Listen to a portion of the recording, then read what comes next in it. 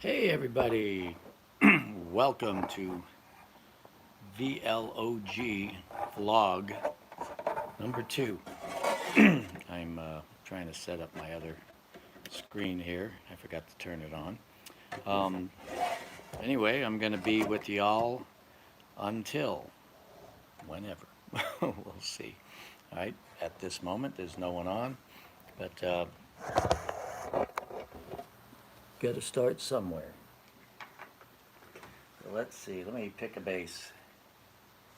Pick a bass, any bass. Let's see. Well, since this old boy's plugged in, I guess we'll just go to the upright.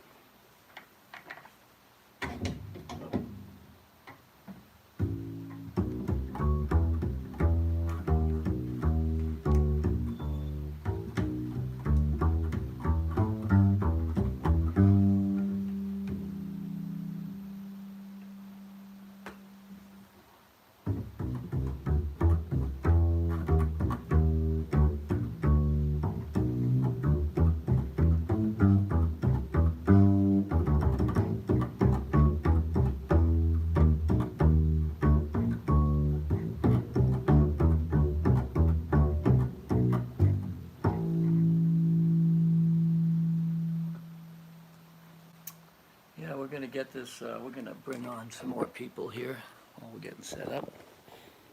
Okay, let's see here. I will be right back. Actually, do I have to do this? No, I can do this on my other computer here. All right. Let's see.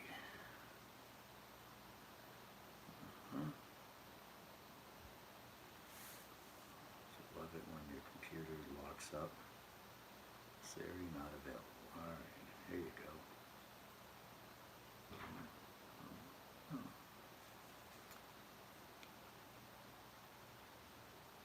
go. Hey, hello, lone YouTube subscriber. Welcome. Hopefully I'm preempting Dovydas and he's not on yet. I am now going to bring on Facebook. At least we're going to try to. Let's see here. Anyone know how to do this? Let's see. Oh yeah, I have to go to YouTube. Okay. Pull up. Hate getting these things set up. Let's see. Live and learn, right?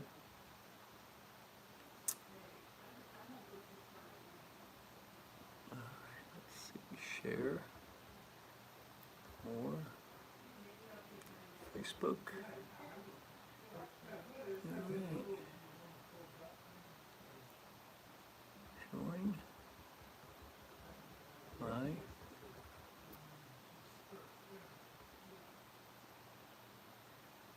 Let's see. Should have done this before I went live. Oh, sorry. Oh, we got 2 people on. Hey, you can tell me where y'all are from. E L O G number 2. Oops. Number 2.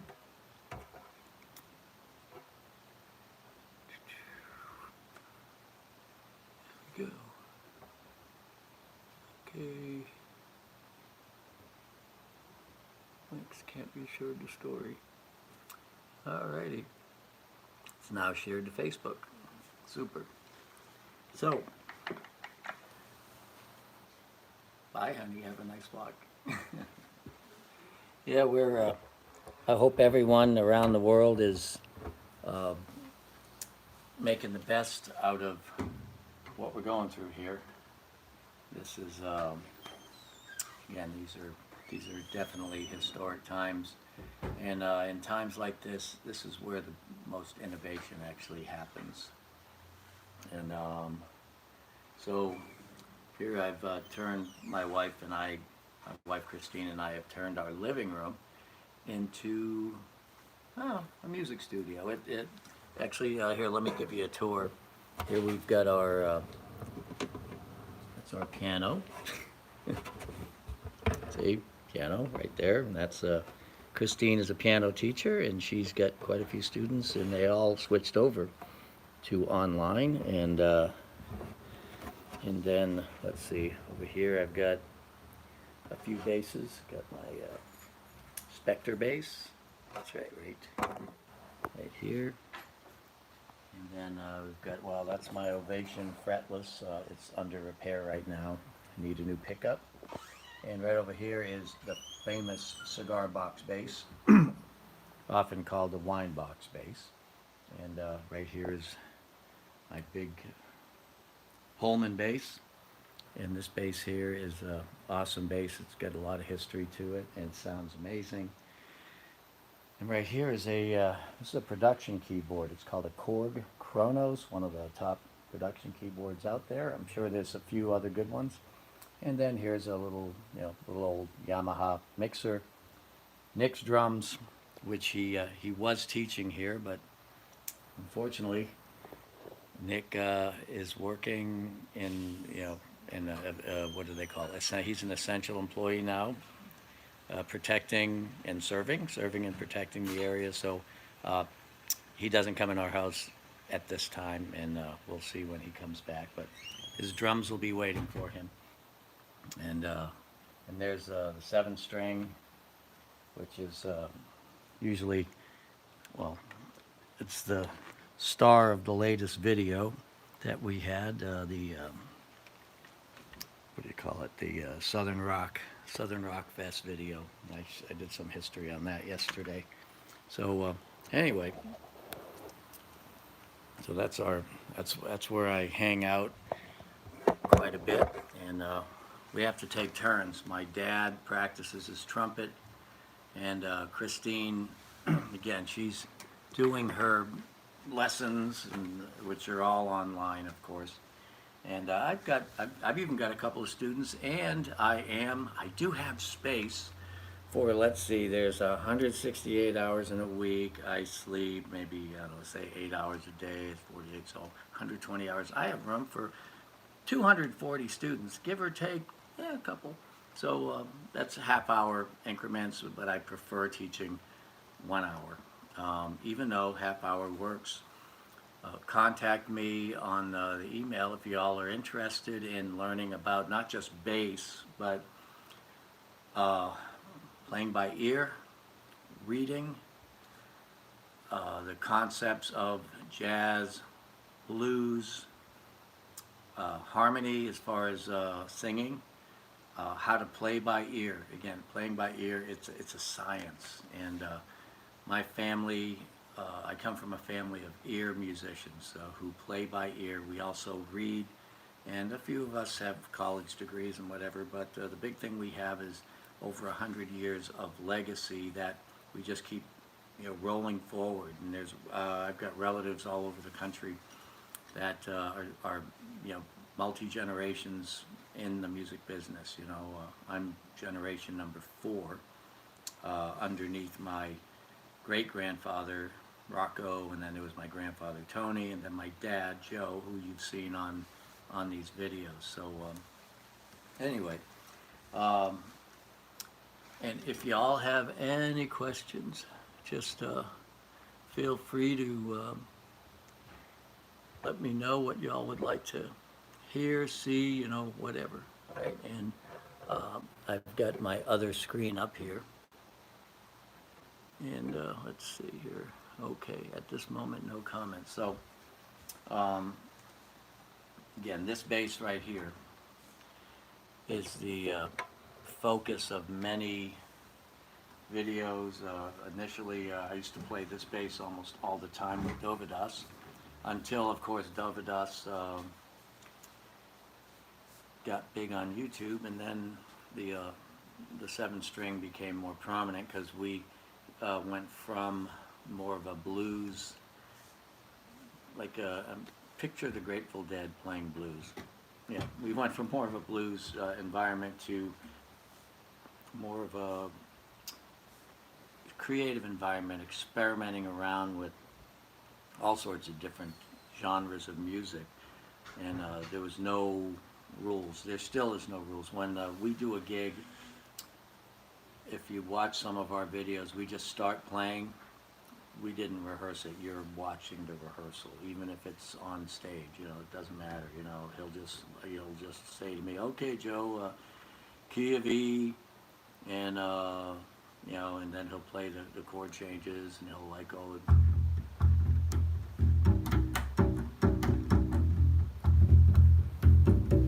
He actually never given me that certain you know, that actual groove ever. Maybe he will. You never know.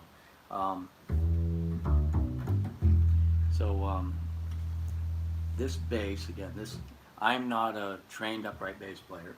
I'm an electric player that quickly, within maybe a few years of starting to really play bass, actually a year of starting to play bass seriously once I got out of the Armed Forces School of Music, I went right to fretless bass. And one of my videos, I will take out my original fretless bass, actually the second one I had. It's a 1979 Spectre, which I purchased brand new. And at this moment it doesn't work, and I'm hoping that the people at Spectre will contact me again. We were talking about them, me sending it to them in New York, and they were going to bring it back to life. And it is the first NS2 two-pickup Spectre ever built that was fretless. Yeah, I remember getting that thing. I was in the Navy. It was a really cool event. I had the first fretless Spectre ever built, which was a single pickup, but it didn't get that Jocko sound. Those of you bass players might know who I'm talking about there. So anyway, this bass, the strings are pretty close together. As a matter of fact, these strings are the same distance apart as most electric basses. And since I don't have ginormous fingers, you know, go out to here, you know, whatever, like Stanley Clarke and Jocko and many great bass players, I prefer my strings closer together. I showed y'all my 7-string yesterday. The strings are literally, they're a finger apart.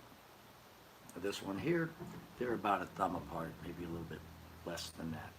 So, but anyway, I also play through a pedal, and I started doing this. I bought this pedal here. This is a ME80.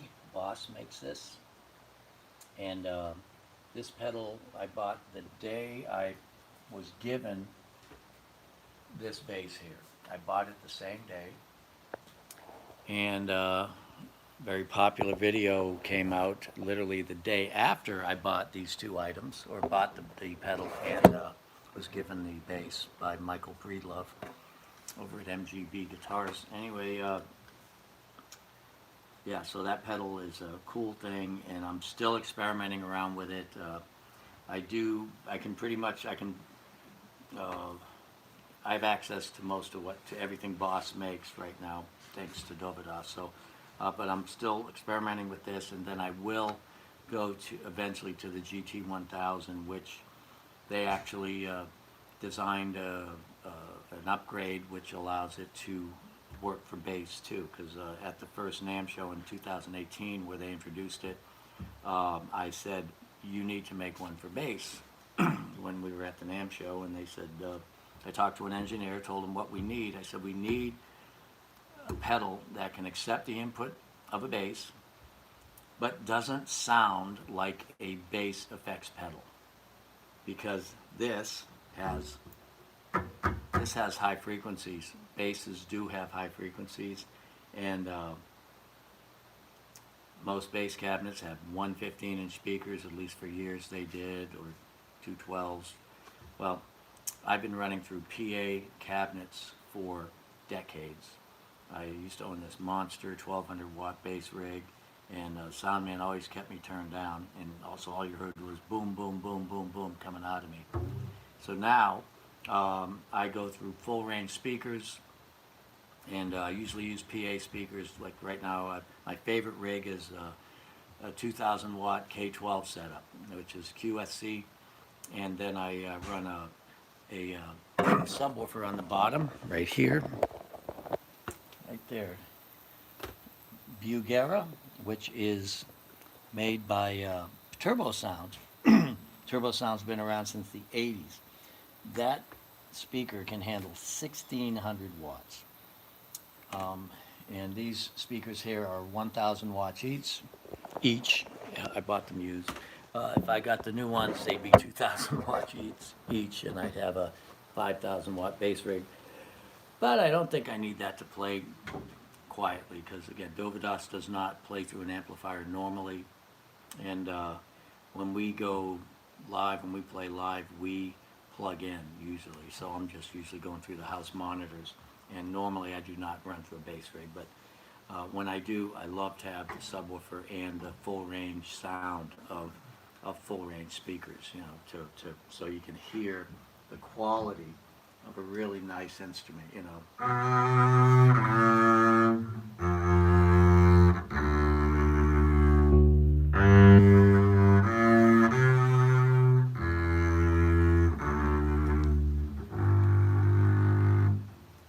Got to my bow up here.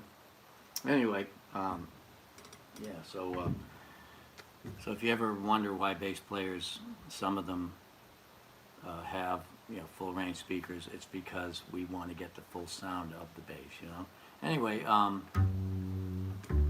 so yeah, my pedal is right now, it's got a preset that has a compression, a little preamp, reverb, and echo. And here's what it sounds like. Okay, let's see here.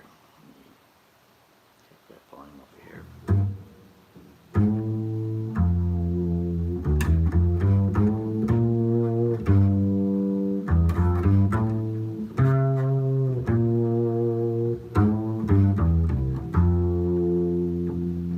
Right now, the preamp gives this sound. You hear how the sound kind of builds up? That's what the preamp does for this thing, you know. And so that's this way when I'm playing. If I'm just playing Dovydas gig and we're just kind of, see, I keep my, gonna create that pocket, you know.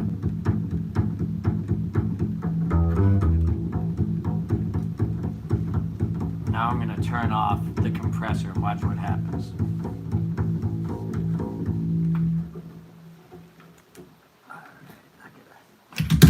Oops, I just knocked over a mic stand. Anyway, yeah, so let me shut off the compressor.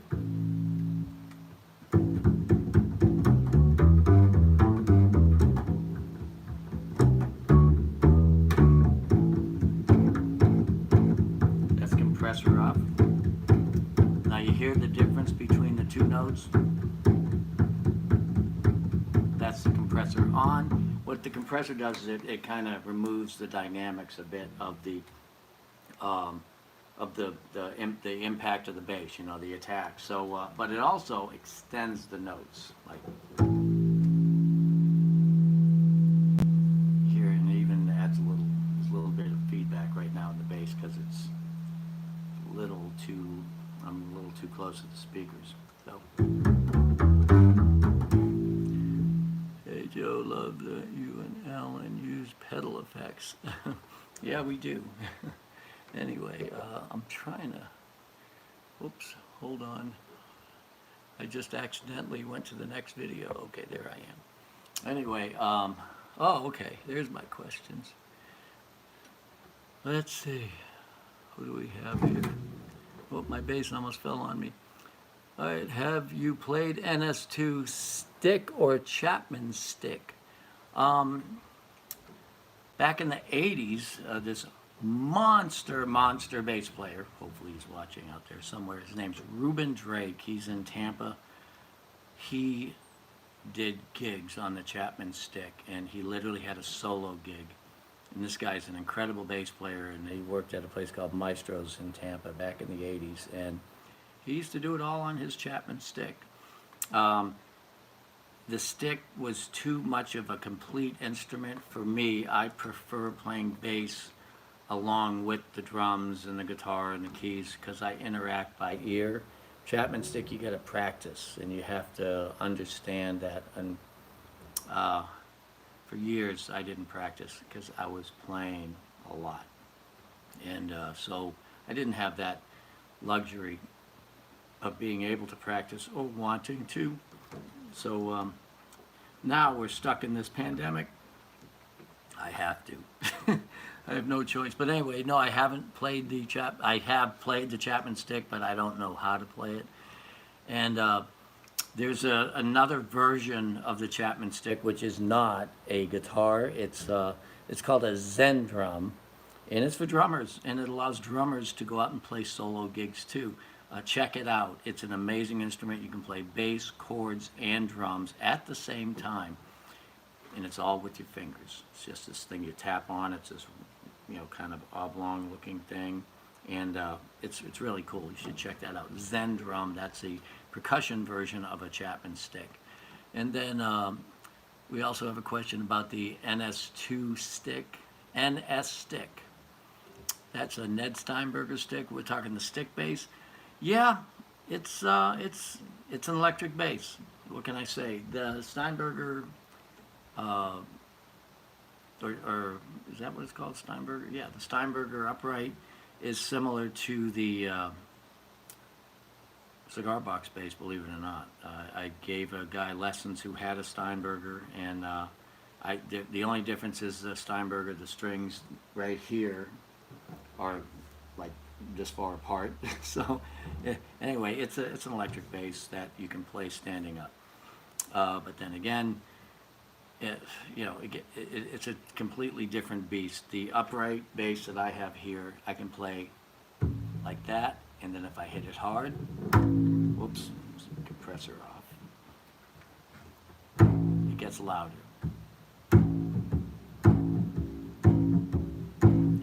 Steinberger or any stick upright bass, you can't really do that with, but it will fit in a suitcase, a big suitcase, but it'll fit. It'll enable you to travel much easier, and I'm praying that someday a company will endorse me and allow me the opportunity of being able to take this part of my bass here, the bridge, and interchange it with other uprights that I might have to play traveling, because to travel by air with this bass for, let's say, from here to Germany and back will cost me and the bass about $6,000, $5 to $6 grand, because we have to travel first class. This bass needs a first class seat. I don't have a coffin, but if I were to buy one, then the bass could travel and I wouldn't have to travel first class. So yeah, we'll see. I'll get a coffin eventually. Let's see. Anyway, but again, the upright bass versus the stick bass. There's the stick bass sounds more like an electric. I haven't had a working fretless bass for quite some time. My Ovation is down because one of the pickups, it's one of the strings, the pickup doesn't work, so I can't play that. And I gotta tell you, I've been playing fretless bass longer than I've been playing fretted bass in upright. I started in 1979 or 78, November 78, and I played it full time until November 2005. So that's however many years that is, 27 years. I played fretless bass like 99 and 9/10% of the time. Didn't matter what kind of music I was doing. Did country, did funk, R&B, hard rock, top 40 for traveling on the road playing shows, and I was fretless Joe. So that was the only bass I had. So anyway, in '93 I went to upright, this upright, and never turned back, or '92, and so I'm an electric player that plays upright bass. That's what I am.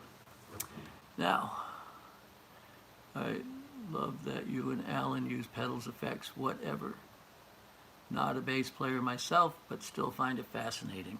Yeah, I love playing with reverb and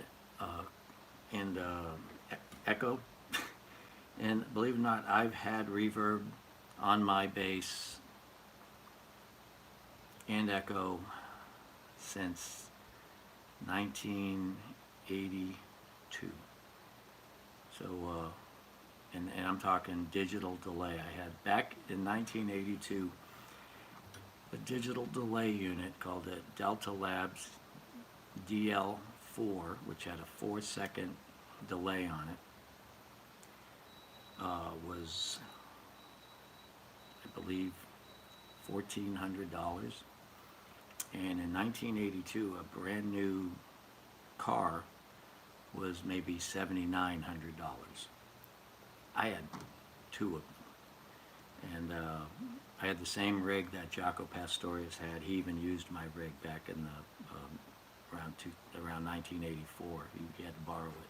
But so I love effects. I love using effects to play, and I also love singing to effects and working. An effect is something you actually work into your playing. Let me turn off all the effects on this pedal right now. Let's see, I can turn the volume up now.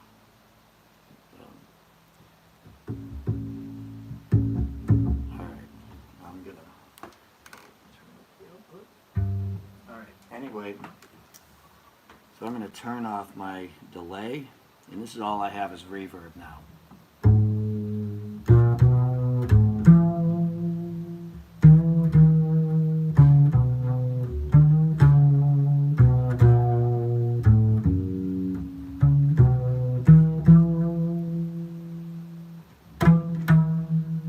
That's a line from a song called "A Remark You Made" that Jaco did in the 70s. First day I heard that, the night I heard that song, I couldn't play. I had a gig that night. I was in the Navy, and I just couldn't play. I was playing a beautiful '64 Fender Jazz, and I went to work that night, and after hearing him play this one line,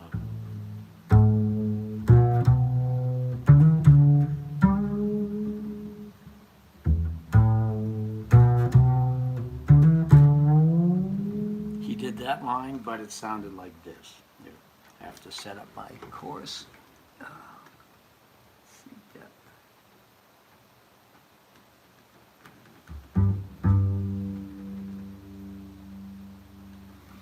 All right, and delay. All right, let's see. 2. Yep. So here's his yeah,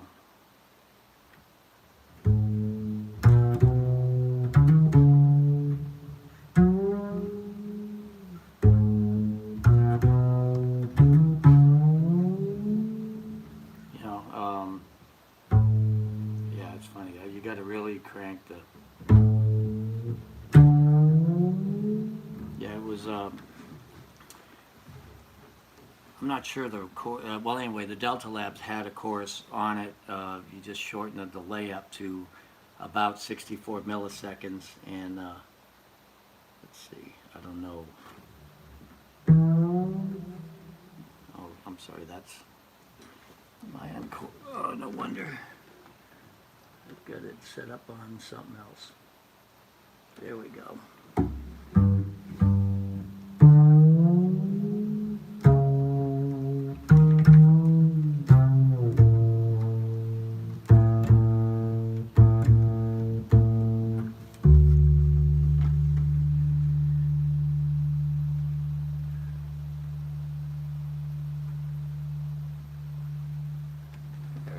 Hear that? Yeah, so here that's with effects. You hear that? I mean, it's just such a beautiful sound to me, and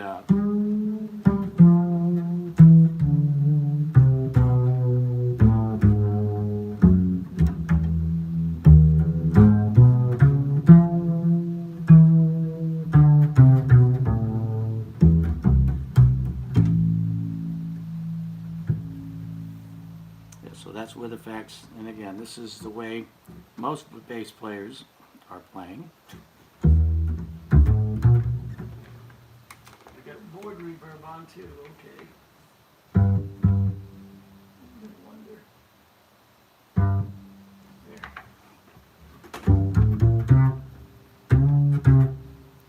So typical, you know, this bass sounds great without effects too.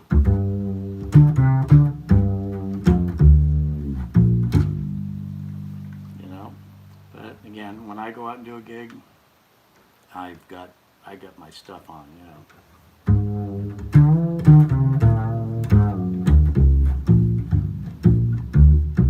Yeah. So, all right. Let's see what other questions we have. Can I play us something that I really enjoy playing myself? Well, let's see. Here is a song that I heard Lady Gaga play, and I was thinking about actually doing something with my dad and with my wife.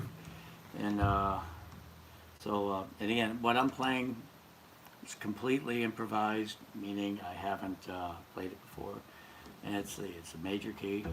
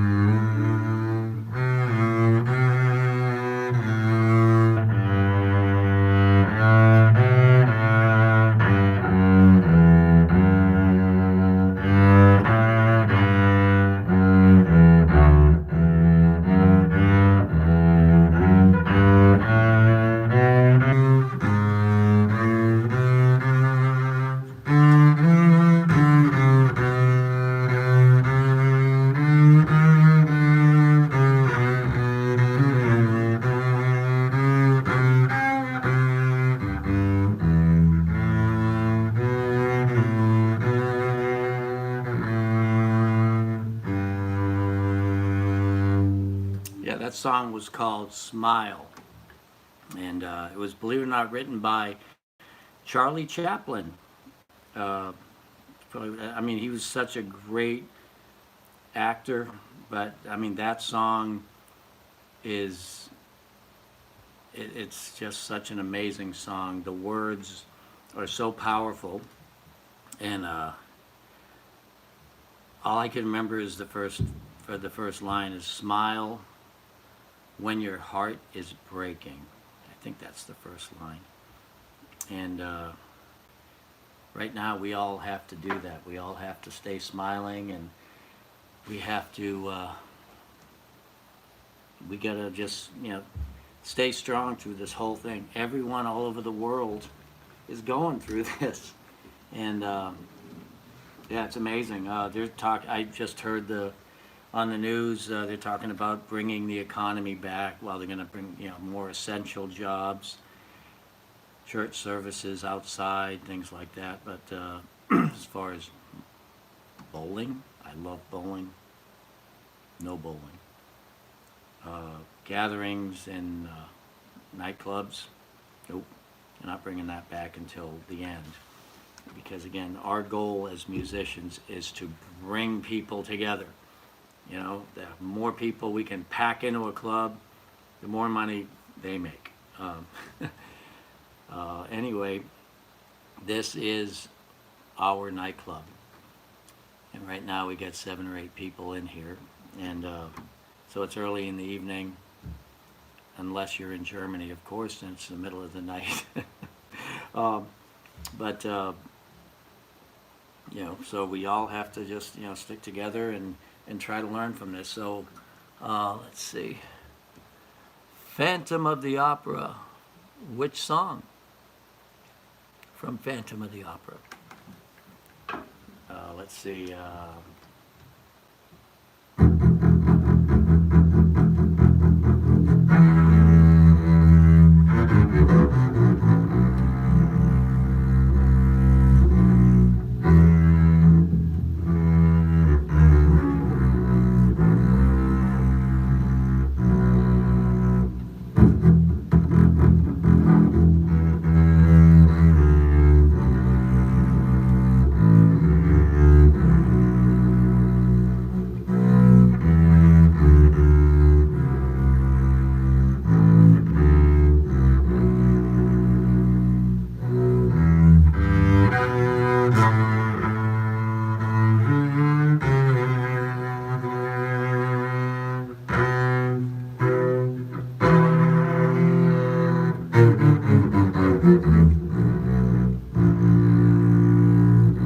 Something like that.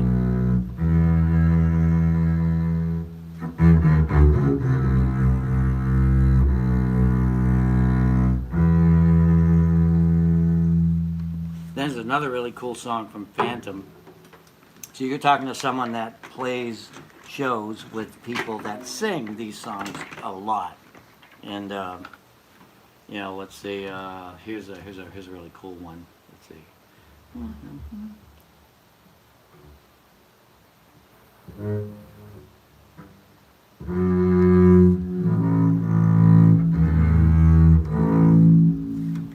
Can you hold on just a second? I gotta get some rosin for this bow.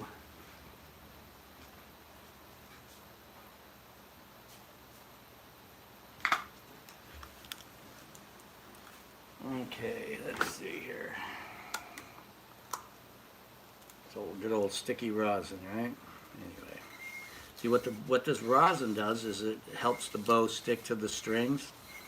And I've been playing this bass quite a bit recently, so I've been practicing, you know. So anyway, let's see.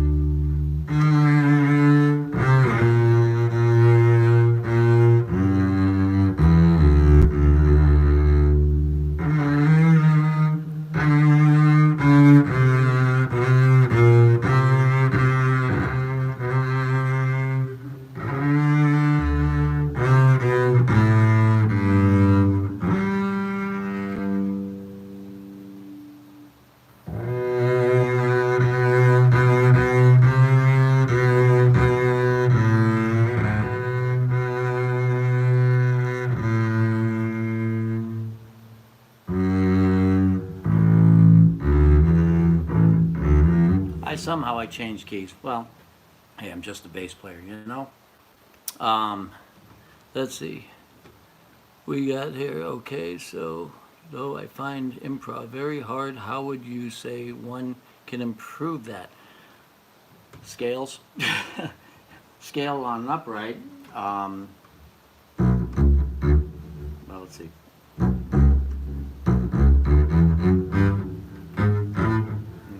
Can't even play a scale. I teach this stuff, you know. See,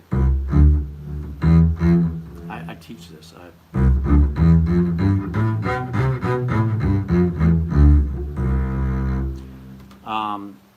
You have to know the positioning on the scales. As a matter of fact, Jeff Berlin, one of the world's greatest bass players, just gave me a lesson a few days, 2 days ago.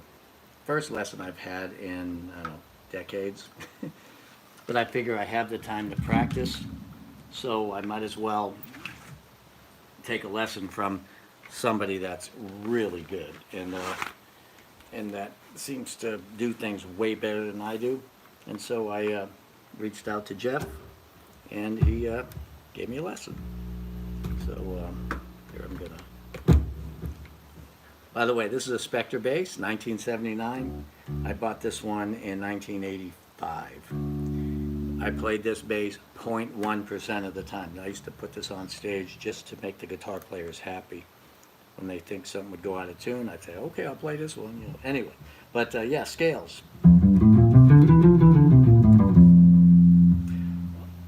Foundation to everything. But we don't, when we play songs, we don't literally play the scales in the songs. But knowing, doing these enough to a point where your fingers just know which notes to play, like when I was doing that Phantom of the Opera excerpt on this bass, my fingers know where the notes are subconsciously. So this isn't, I've never played that, and so I can let's say I was playing, I don't even know what key I was in. I've just right, so I was in the key of D, right, so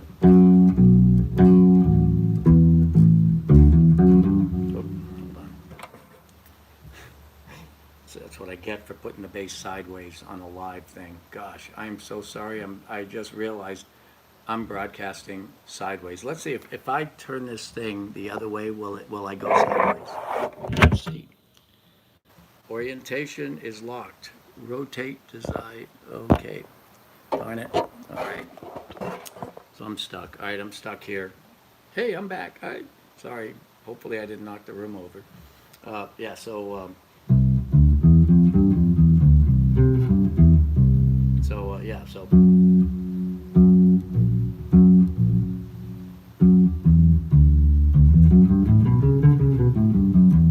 this is the key I'm in, so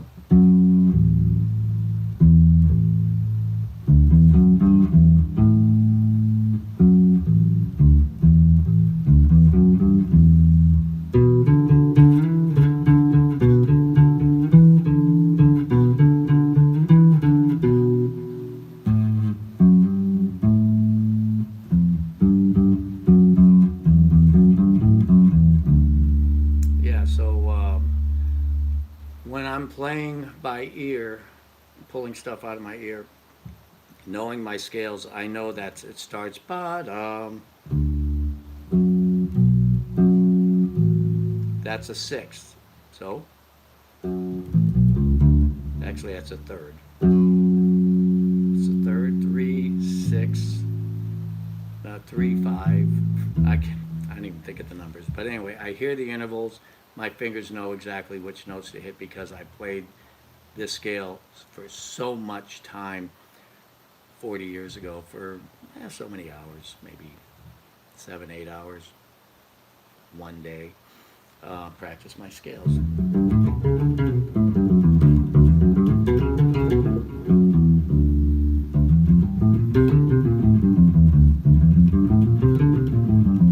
Now the purpose of the major and the minor scale, that second scale was minor, is so you can actually reach the notes without having to move all over the place. So you can just change, go, use your fingers. So if a song's in the key of F sharp, so here I am in F sharp.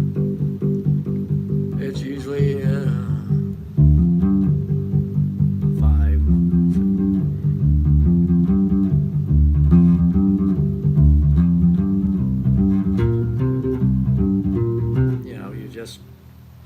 Me, I cheat. I play half positions, but that's the key of F sharp.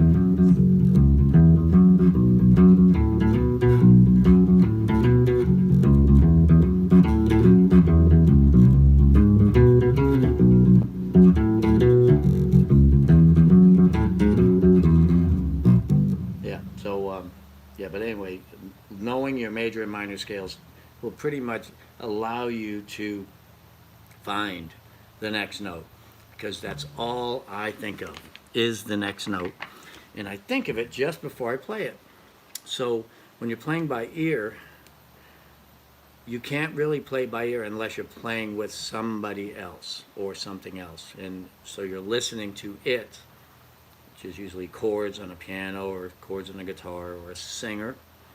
And so you're reflecting on that one thing, you know. And when I play with a singer, I literally listen to the melody.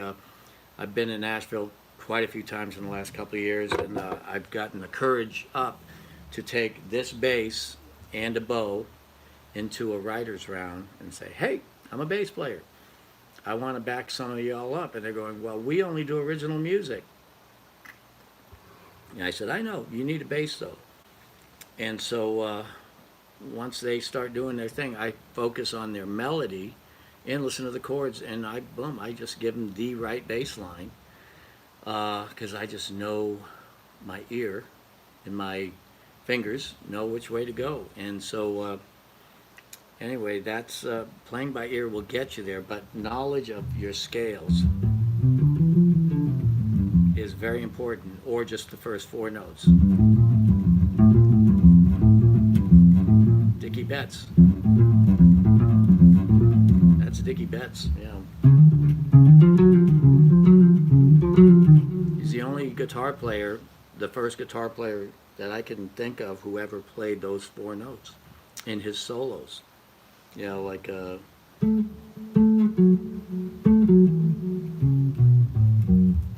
that's called a pentatonic scale.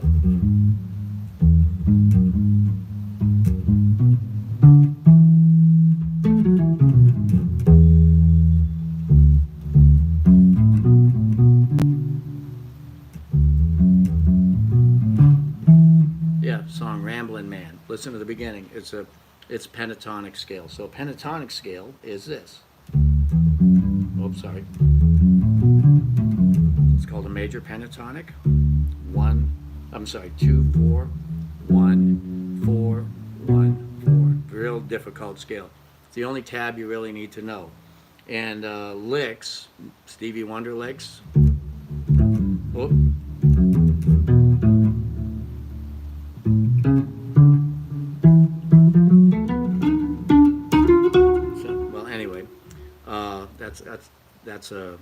That's not all pentatonic. So let's see, Master Blaster, Stevie Wonder.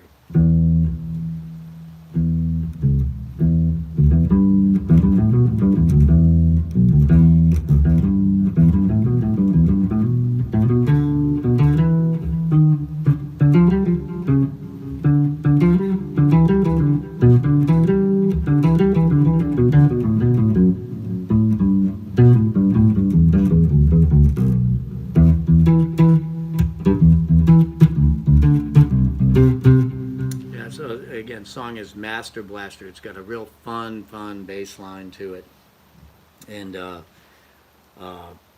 yeah, the pentatonic scale, the knowledge of that scale is just amazing.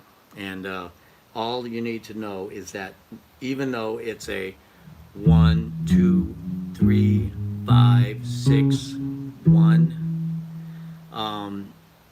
convert it in your head to 1, 2, 3, 4, 5, 1. So meaning it's got 5 notes. This is 1, this is 2, this is 3, this is 4, this is 5.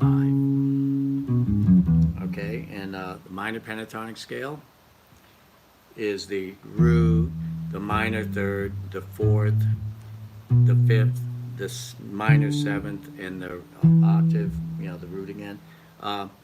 Again, 1, 2, 3, 4, 5, 4, 3, 2, 1. So you can literally 1, 2, 3, 2, 3, 4, 3, 4, 5, 4, 5, 1. Just practice those licks until you can just fly through them. And then the faster you get at them, listen to Jimmy Page on Stairway to Heaven. Yeah.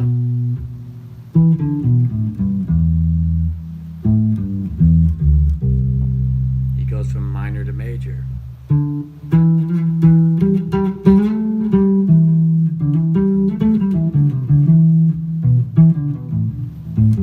That's all he's doing is pentatonic scales in different keys, you know, where you just change, even though the song stays in the key, in the one key. Well, I think is it in E? I don't know. Anyway.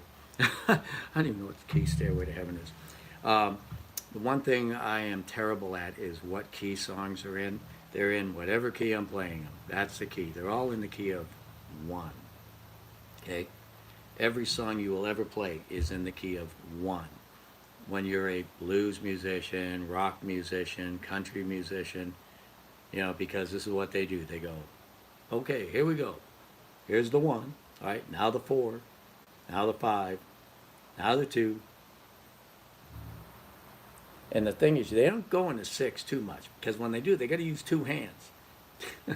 Anyway, but yeah, 2, 4, 1, 5, and literally you'll be playing along, and you'll be a bass player, and guitar player will be playing. He'll be going 1, you know, and then you know, 4, you know. But of course, they don't realize you don't have to tell a bass player what to play, because all we have to do is listen, and we hear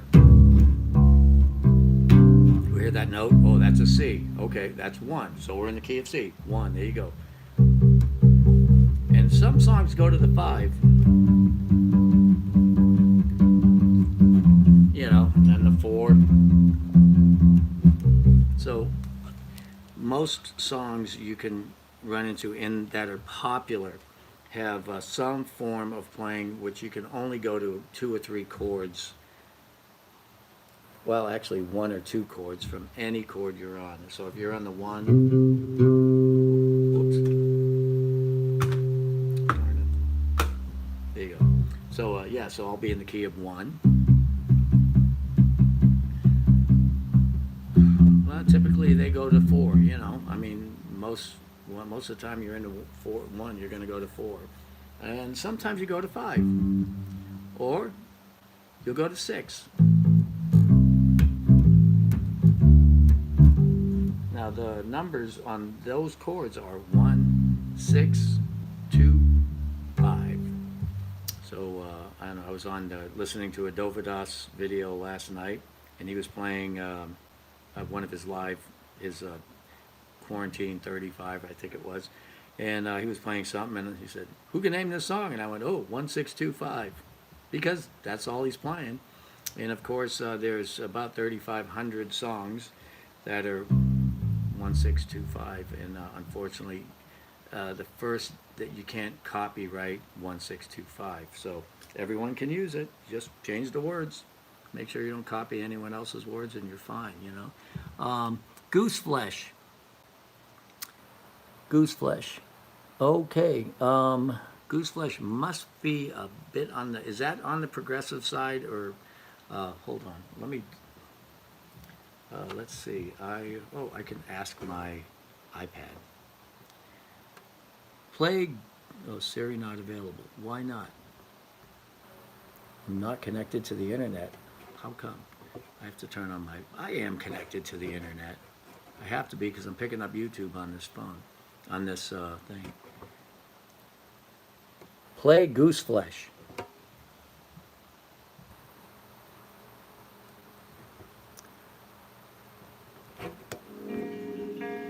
Teach the 7th grade. Do you think because you chose to, you always fell in love the way you're supposed to, at the target inside of the Wow, that.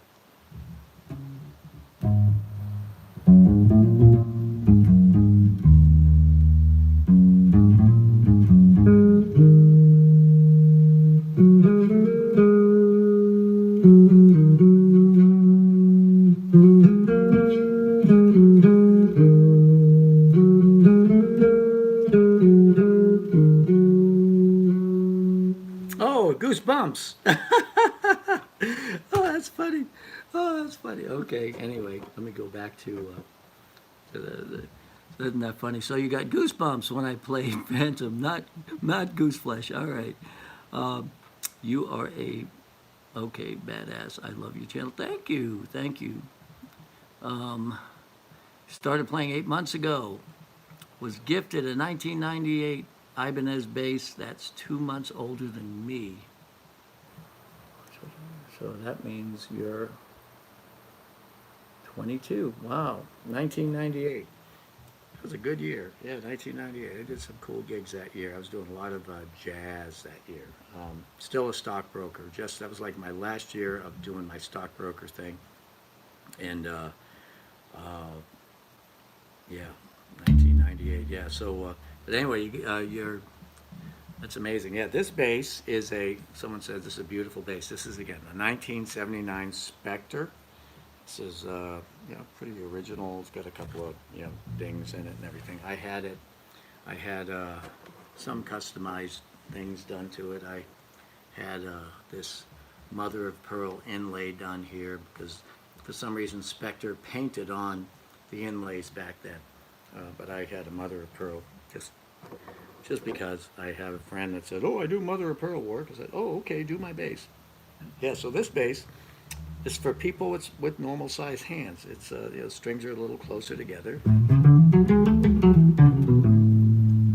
and in this bass also these are flat wound strings, and these strings, it's a bummer. These were the only set of these strings ever made. They were made by the company Black Diamond, and I used to test their strings when they used to be in Sarasota. The company was sold last year to someone in California. But I used to test their strings, and then the economy changed and the price of metal went up, so they couldn't get this steel anymore. And he had me testing E strings for him. My good friend, gosh, I hate it, Rich Kavanaugh, Jim Kavanaugh. And anyway, Jim owns Super Sensitive Strings, which they make my upright strings. And these are all super sensitive, beautiful strings. But anyway, he had me come in and he was trying to get another set of the strings out of the cheaper metal, and we couldn't do it. And this E string, when it was brand new, was so bright.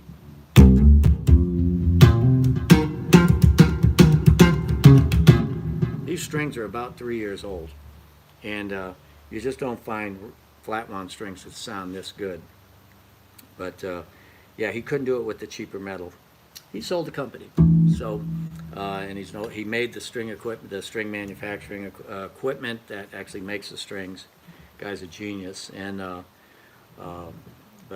yeah. So now Super Sensitive's in the hands of someone else who's out in California, closer to China, which is, I guess, a good thing. I just wish you guys could collaborate live on VT, on YT. It's coming. All right. A month ago I decided I'm going to see if I can do virtual, like remote playing live, and it's not that easy because you see there's not enough musicians on the planet to make it economically feasible to do this. So right now, if musicians could play remotely together at the same time, everything you see on TV would be so much better because they'd all be on YouTube, not Zoom. Zoom is, Zoom has saved the world, but YouTube, the bandwidth, the quality is just amazing, and YouTube is like second to Google. It's huge. So anyway, but I am working on that. I've reached out to quite a few captains of industries because again, I used to be a stockbroker, but I worked for myself, had my own company, and I was focused on telecommunications. So I know a little bit. I was there in the beginning of the internet. I was part of the IPO of Netscape, which helped launch the internet. AOL ended up buying them. I was Joe Bruno at AOL.com. If I only knew. Yeah, I let my AOL account go because it kept crashing all the time. And I just, whatever. I won't talk about that anymore. But yeah, I was Joe Bruno at AOL.com. That was my first account for email. And now I'm JBruno2 at Yahoo. If you all want to send me a message, please do. Also, I'm JoeBrunoBass at Gmail. Yeah, so I knew quite a bit about telecommunications as far as how these companies develop technology. So I'm basically kind of redoing what these guys did back in the 90s. Today, I'm picking up my phone and I'm talking to the captains of industry because they have time to talk to me now. So maybe you will see a Dovydas real-time YouTube video pretty soon, maybe in the next couple weeks. I just wish he would get an Apple. He needs an Apple computer to make it happen faster. If not, then I need to get investors just to get us all on fiber optics. But right now we can do it with fiber optics, with fiber connections at each point. It's just my goal is to make this technology available to everyone all over the world, so we can communicate low latency and under 30 milliseconds to 40 milliseconds max. 40 milliseconds is this fast. It's like, no, that's not even 4. That's about 150. But anyway, it's fast. It's like, it's even faster than that. 40 milliseconds is the sound of a chorus.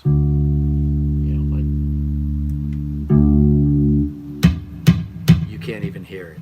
It's such a quick delay. So if we are able to communicate by ear in 40 milliseconds or less, we will be able to play real-time jamming where we can read each other's minds and there's no interference. But 40 milliseconds is really difficult. I can right now, with an Apple connection, get 20 milliseconds between Dovydas and me because we live 5 miles apart. But if we live 10 miles apart, then we'd be at 30 milliseconds. If we live 20 miles apart, we'd be 50 milliseconds. So the further apart we are, the more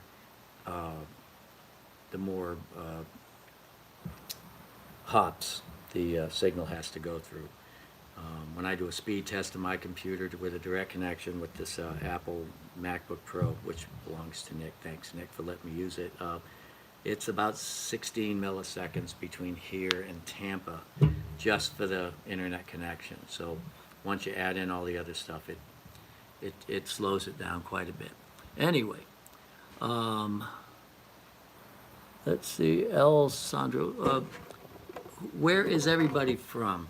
All of y'all that are with me right now, where are y'all from?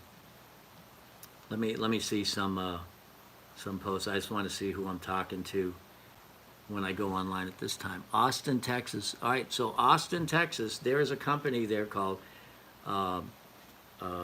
Jam Kazam, and they have this network that's in that area, San Antonio, Austin, to maybe Dallas, and you can actually play with people, from what I understand, in real time. So you all need to check out Jam Kazam in that area. Okay, let's see, I got someone from Chicago. Mexico, wow, cool. I was in Mexico back in 2005 around Easter with the Ringling Brothers Circus. We played Mexico City for 2 weeks at the, what's it called? Auditorio de Nacional. It's like the Carnegie Hall of, or Radio City Music Hall of Mexico. And then we went to Monterrey. We played at the Fundadora. It's a big racetrack. And then we played in Guadalajara in this thing that was like the Roman Colosseum. Man, was it hot. Anyway, but we had a blast. Let's see, Chicago, did I ever play? I have not played in Chicago yet. Played close, played Rockford with Ringling. Haven't been to Singapore. It's 8 a.m. Good morning, Singapore. Wow. Let's see, Mexico, Chicago, Austin. All right, somebody knows the jargon. Oh, cool. Well, send me an email sometime. Let's talk, network. If we get together, it's amazing what we can accomplish, if we just put this together. If we can get music real time, almost real time, like low latency, it will change the world. YouTube will become a musician's new platform. Where I can be here, so I don't have to take my rig to the gig to set up and then, and tear down and back-breaking stuff, carrying amps and everything for drummers, bass players, guitar players, even harmonica players. Man, they got to carry the amp and everything. But imagine not being able to have to go there. And then those of you that are, watching that aren't musicians, well, imagine being able to watch your favorite band, just like you are me, and make requests like Dovydas is doing. And we can make an income, we can make a living, and we don't leave our living room, and neither do you. You can order your wine, have it delivered, your booze, whatever, or if you don't drink, if you're in Colorado, California, any of the other states, you can just sit there and get loose, and watch us play and interact with us, throw us tips. Bartenders work off of tips. They put their kids through college. Musicians, we'd love to work for tips, but unfortunately people don't realize that. But again, it's not right now the rest of the world is experiencing what we experience. So, what it's like to not have much. As a matter of fact, if I got all of the unemployment that they're promising, my income will double. So, that's amazing. Anyway, I believe music is an essential thing that we need to have. It's an essential service. But the people that take us for granted don't know that, Anyway, but enough of that. I'll get back off of the soapbox. So this is my 4-string. Let me get out the bass, that the most famous cigar box instrument in the world. Hold on, let me see. All right, pick this back up. I got stuff falling over here.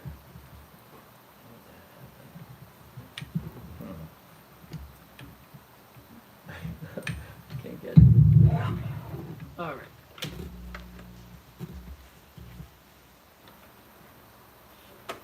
Get over there.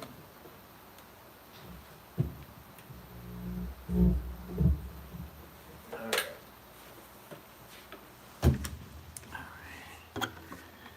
I don't know.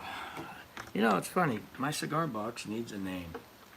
Well, this thing is so big, we're not gonna be able to see it in the whole picture unless we do this. I'm gonna move sideways. Let me move this guy out of the way. Okay. Here, yeah. So you can sort of see it. All right.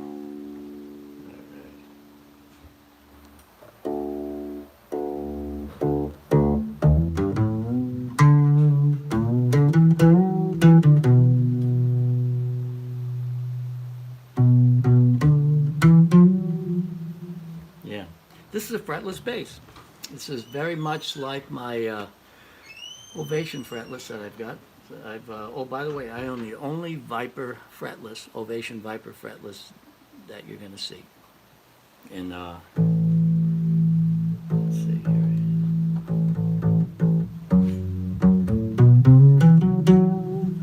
So, one fateful day back in 2018, January,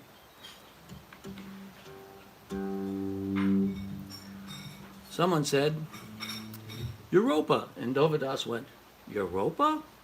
And then I went, whoops. Darn it. That when it does the right thing. Let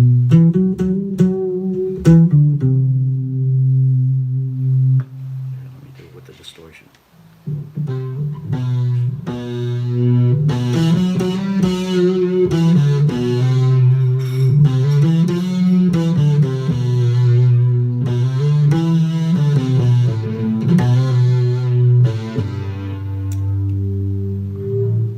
So it's funny, that night I wish I knew that all I had to do was stomp on the volume pedal and I could have gone. Ah! Sorry about that.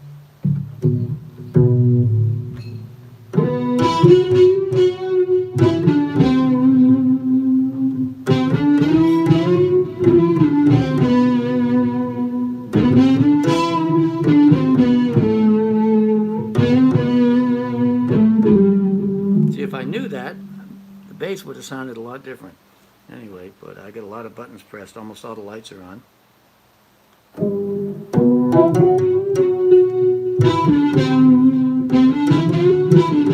Yeah, so I showed Dovydas that night how to play Europa. The fun part about it is you all need to watch that video. I know there's only a handful of you out there, but you need to pull up that video. It's been viewed 2 point something million times. Amazing. Yeah, this literally is the most famous cigar box instrument on YouTube. There's not a single cigar box guitar that's been viewed more than a few hundred times or a few thousand times. At least the Dovydas videos with him playing cigar box, yeah, those have been viewed quite a bit, but not as much as this one. And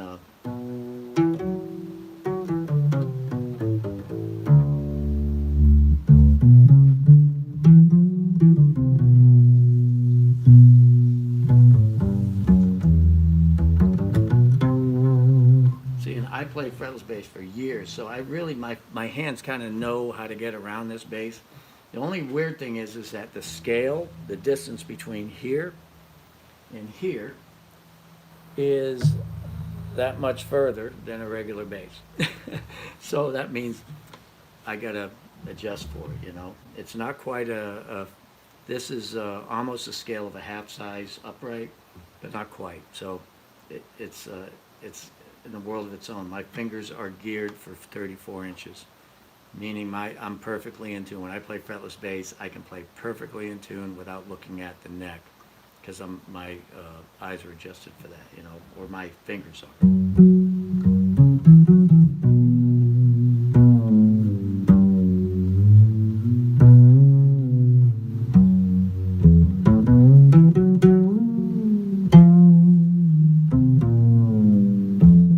Yeah, so yeah, this bass is really cool. This is a cigar box. Here you go, I'll show it to y'all. And there you see, it had. I'm curious, are you guys seeing me backwards right now? Yes or no? Someone answer. Are you seeing this guitar backwards? No, actually, you're not. Oh, okay, good. Yeah, okay, I'm in my phone. I'm backwards, but on this screen, I'm not. Cool. That's great. Awesome. Hold on. Why did my thing stop working here? Just give me a second. Let me go back to my channel. All right. Oh, that's weird. That was strange. All right. Well, I don't know why my thing's locked up here. Holy cow, there's a bunch of people saying stuff. There you go. No, okay, you can read it. Right. Anyway, yeah, as you can see, this used to hold 100 cigars. And it actually has the actual cigars that were in this. If you can see all that. You know, that's... So this was a real cigar box. And it's got the little things on it here. There's a couple of screws that are holding it closed right now. But I can actually open this box up if I take the strings off, and there's a pickup. There's pickups in here and wires. And it was done so well. And again, this was made for me by Michael Breedlove in Tampa, Florida. And he might have another cigar box. Maybe just one, but anyway.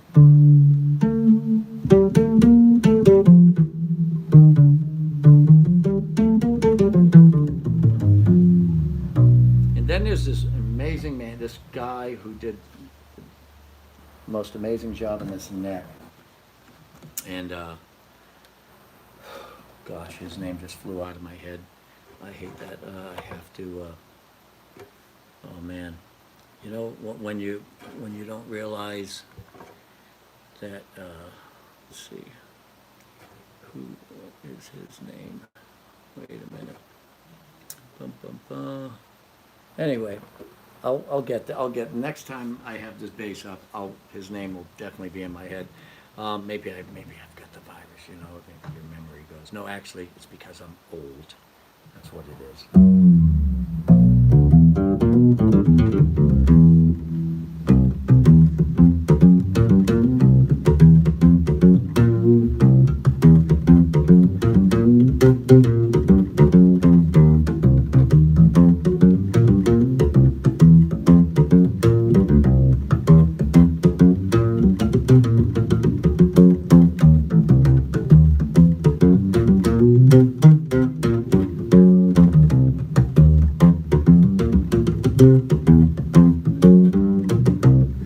Hopefully I stayed in time that whole time. It's one thing about being a bass player is that over the years, we actually figure out how to keep time. And let's see, 1 second is about that. This is about 60 beats a minute. I don't know if any of you have a metronome, but we just sort of know where time is. And there's 60 of those, and then there's 120 of those. And as long as you know those 2 meters, you can pretty much play in any meter as long as you know where 60 and 120 is. Because if a song's in 90, it's like,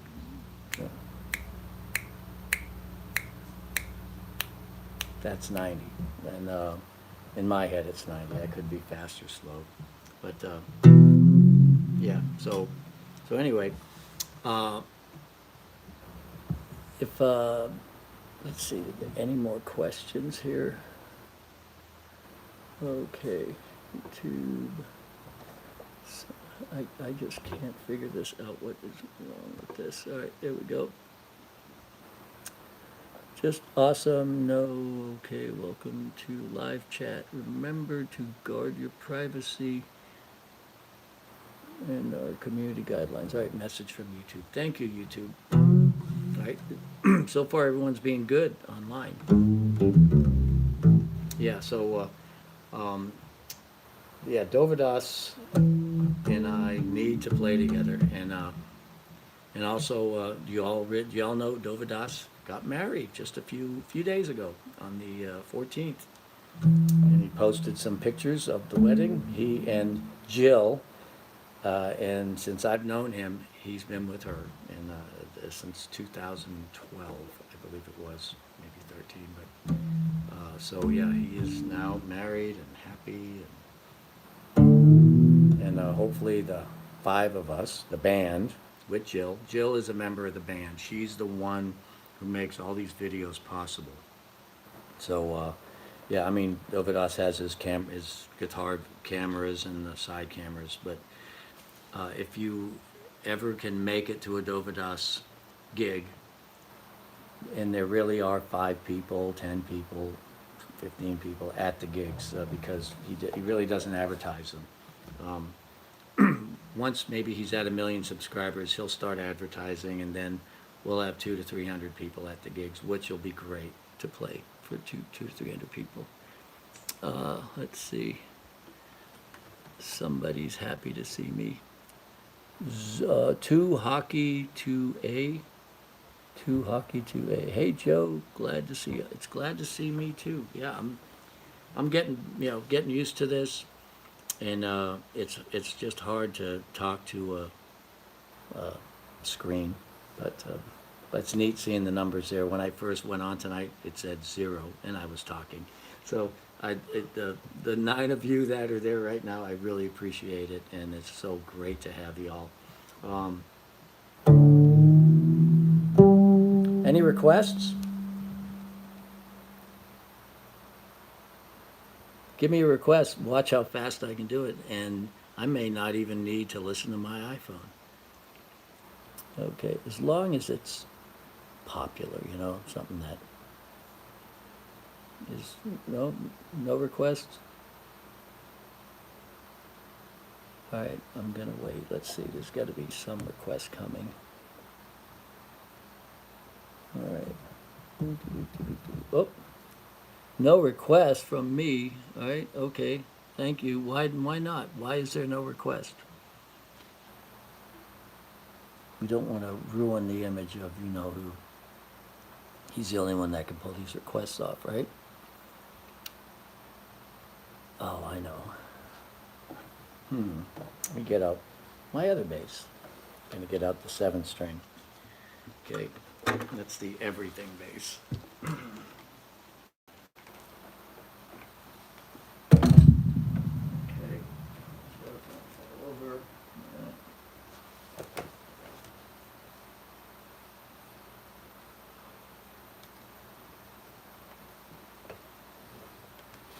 All right, let's see. Play what you want, Joe. It'll be great no matter what. Well, I know, but I like to play requests. That is what I want. All right? If you can think of any song, if I don't know it, I'll listen to my iPad, and I'll do it. And that's a good place to start. Let's see. Oop. I gotta turn my bass on. Gotta plug it in. Let's see. Play what you want. I can't think of anything.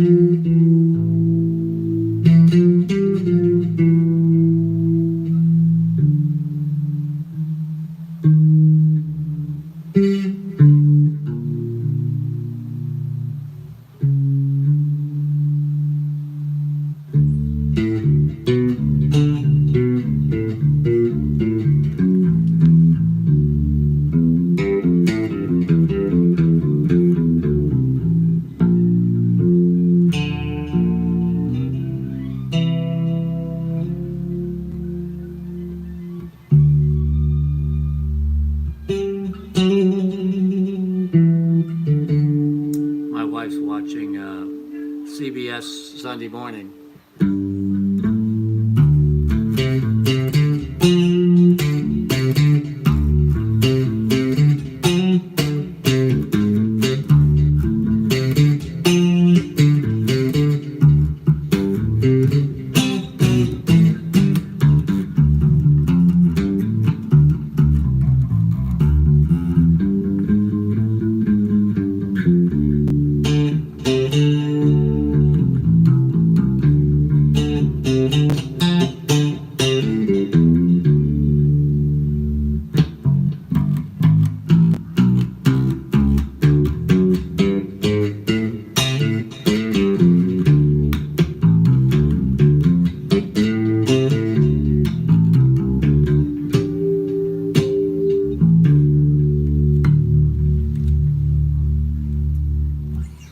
Yeah, so anyway, let's see. Thought I heard the intro. Oh, okay. Let's see. There's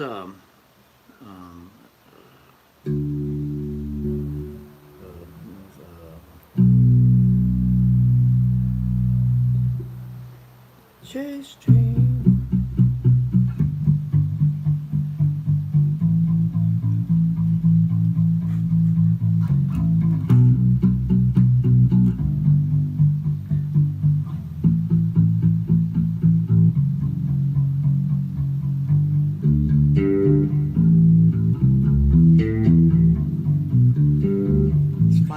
Too many chords going on in my head. what Dovydas does is he makes so much out of just like 2 chords, 3 chords, and he takes them to amazing places. As a matter of fact, some of the songs we do, um, if you listen back, let's say over a year ago, to some of the videos that we were doing, our Clam Factory gigs, almost every one of those songs that was not an original rehearsed tune was made up on the spot at the Clam Factory. And we were making up some amazing things. One night we went to the Clam Factory. Nick's electronic drums, his Roland TD50 KBs, were connected by MIDI cable to David's or Dovydas's what do you call it, the looper. He has this looper pedal that'll play up to 5 tracks. So we would just start playing. He would start looping something, like play the original line, and then Nick would hear the time. He'd hear a click track in his headphones because he was connected to that looper. I would watch the light on the looper, and Nick would play along with it. I'd play with the light, and then he would build a song, and it was just amazing, the end result. But what you were seeing there was original music created live, right on the spot. And most of Dovydas's gigs were like that ever since the first time I played with him back in like 2012, 13. What kind of bass? This is called a Conklin. This is a Groove Tools bass. This is not a super expensive bass in exotic bass terms. You can buy let's say a brand new Mexican-made. Nothing wrong with Mexico. Mexico's great. They know how to build stuff. But anyway, a brand new Chinese-made. Nothing wrong with China either. But anyway, a Asian-built Fender Jazz bass you can buy for $2.99. Right. This bass is a Conklin, but it's an actual licensed Conklin. They call it the Groove Tools. And here's the head of the bass. And let's see here. Let's see, it's called a Groove Tools. I don't know if you all can see that, but all right. So this bass here, I got on a bet with a drummer that I worked with at Ringling. I said I'd give him $500 for it because when he was selling it used, and he dared me to play it the next show, which was in like an hour. And I was playing fretless 4-string, and I went cold turkey, fretless 4-string to this bass. I did it, and I never put it down. That was 2005. So anyway, but yeah, so this is a cheap Conklin. Cheap meaning you can get one of these for about $1,900 on Musician's Friend or Sam Ash or whatever. This was built in Korea, right?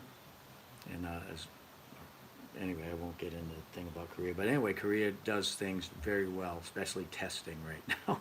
So yeah, this is built in South Korea, and then it was set up at the Conklin factory in Missouri.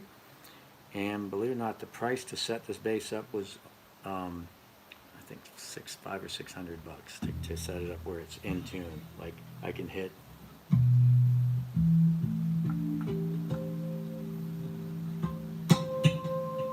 I think it's in tune. Anyway, I can hit a low B, and they're in tune. 4 octaves apart. Very, very difficult to find a bass, where you can do that. There is a Europa video of us playing that's up to like 300,000 views, and I started playing Europa on this bass. Yeah.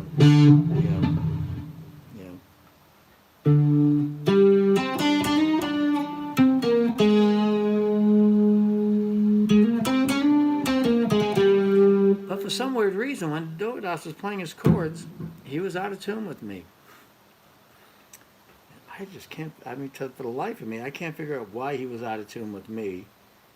And, so it kind of made me sound out of tune. But yeah, anyway, this is a great bass for me. My fingers have learned it. I still can't look at it when I play. I mean, if I see, I was looking at myself in the camera and I got lost. But yeah, so.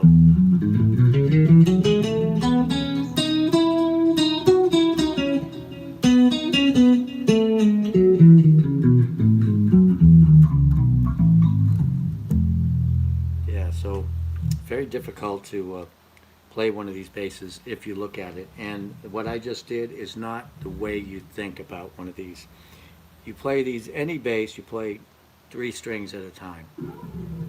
Right? Like if I'm playing this one.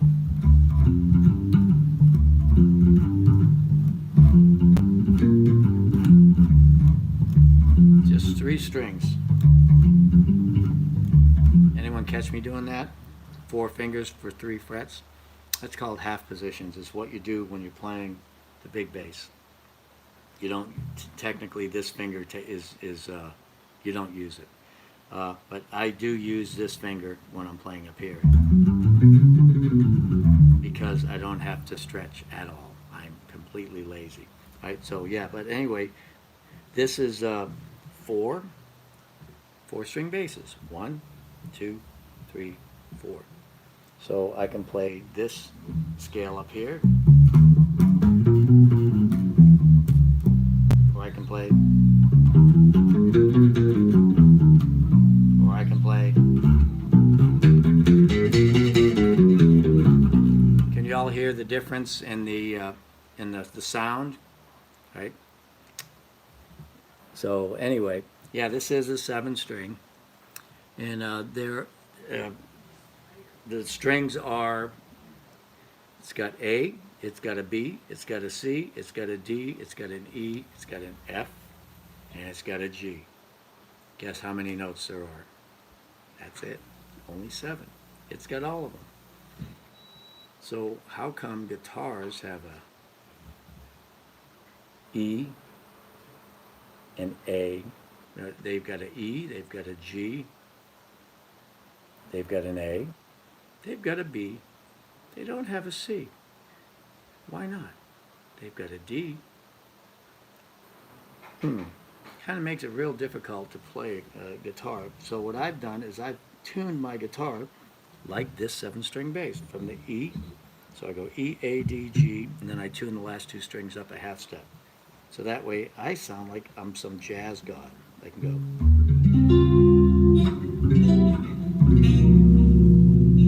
Sounds just like this guy named Joe Pass. And that's just simple. It's a dominant 7th chord.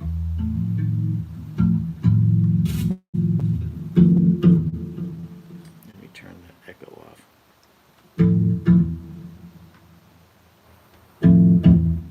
you go. And then I just go. You can't do that on a regular guitar because you can, I guess. It's just that it's really not easy to bar your fingers like that. It just doesn't look right. Anyway, so I just kind of play regular guitar.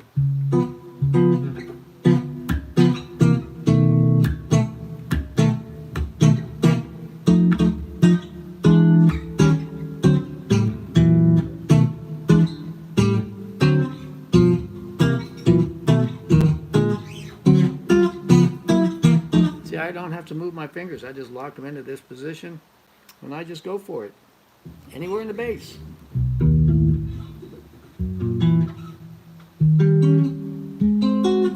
Same fingering. See, so all you guitar players, all you have to do is tune your last 2 strings up. You will lose your G minor, your B minor, your E minor chords, and you will gain a lot of other stuff. So, yeah, I know that is crazy, huh? But anyway, for bass players, I call this guitar for bass players. It enables us to play guitar if we own one and we show up at the gig and the guitar player doesn't make it. Actually, if the guitar player doesn't make it, I learned, or the piano player, you can still play with a bass, drums, and a solo instrument, be it a voice or a horn. Yeah, I mean, really, you can play an actual real gig with bass, drums, no guitar, sorry. I've done that.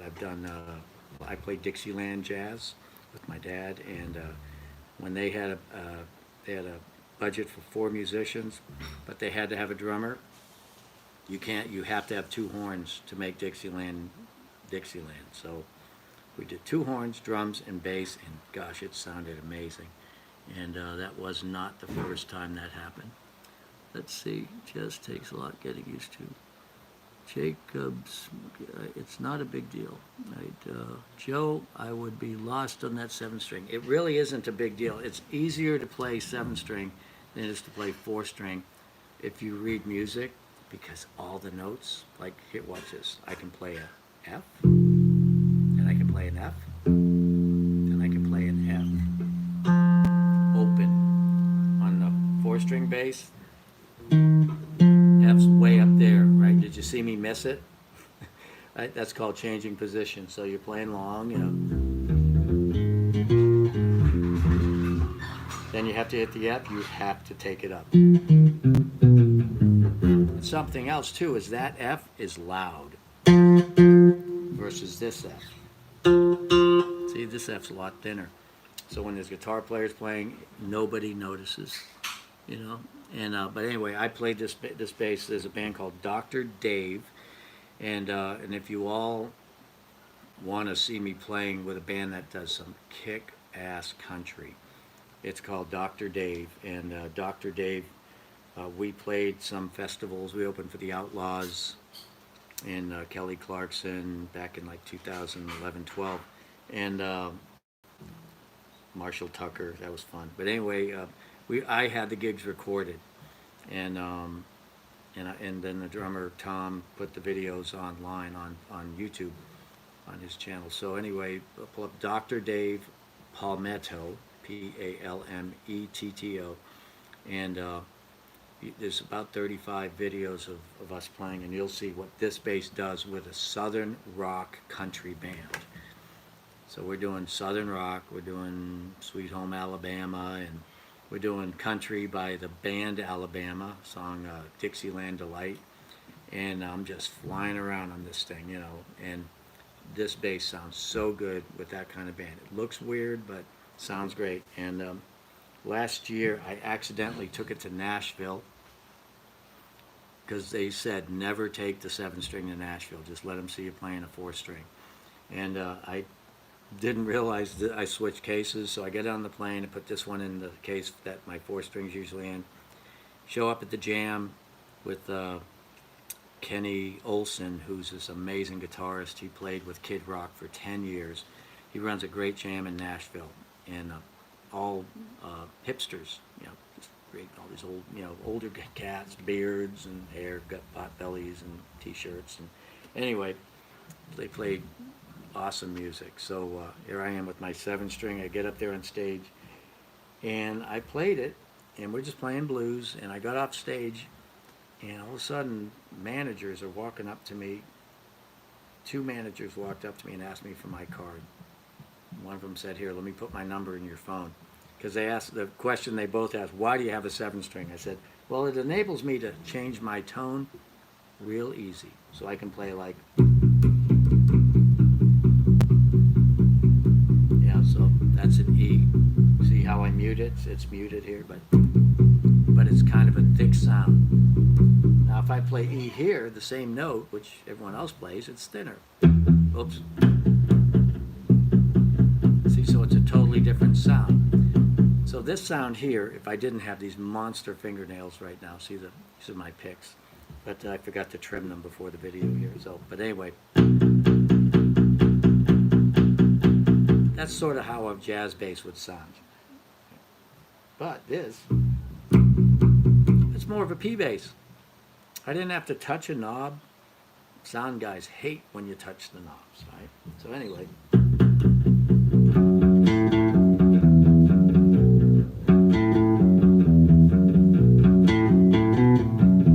Did I say that's an E? That's a B. Anyway, yeah, so. If I want to get real bassy,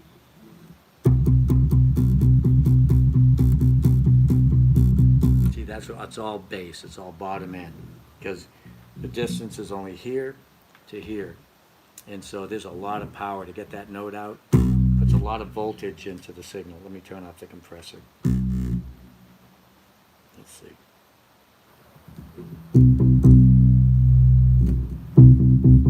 So there's that beat, that beat, and that beat.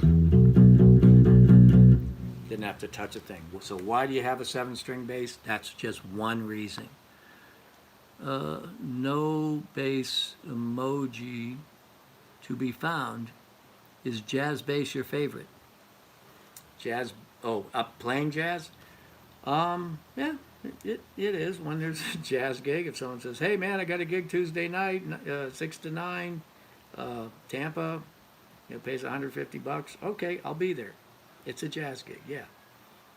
Or it might be a top 40 gig, or it might be an R&B gig. Believe it or not, I bring the upright to quite a few of my R&B gigs, funk gigs, and I'll play usually 1 or 2 sets on this thing because it really rocks. Here, as a matter of fact, let me show y'all some stuff on the upright. Let me put this down for a minute. Yeah, I can get funky on the upright. I've been doing it for a long time. And that's one thing about being around for a long time is that you pick up experience. And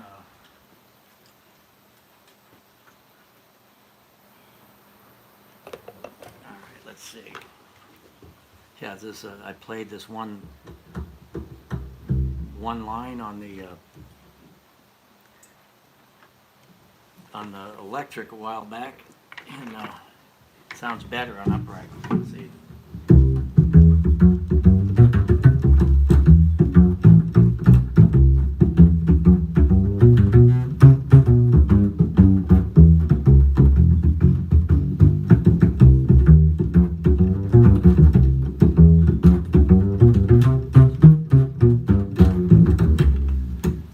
So yeah, this thing really gets down.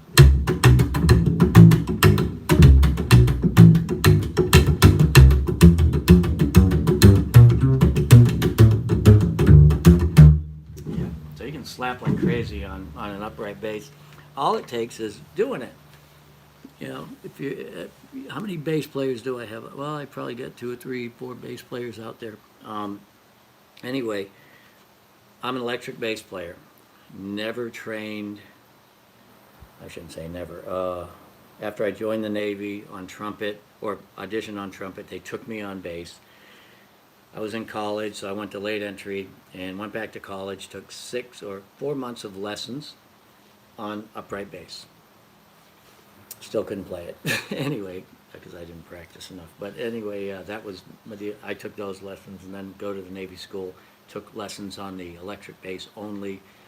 And that's really all I played. And then the Navy gave me an upright. And when I got out, well, I had to leave the bass there. So I couldn't find an upright that my fingers agreed with that sounded good for 12 years. Or 11 years. And then I just lucked into this bass one night. And I traded, believe it or not, the black Spectre bass, which I paid $600 for. I've traded that Spectre for this bass. But what I did is actually trade it for another bass that was even older than this, and then I traded that bass for this bass. So, and this is called a Pullman, and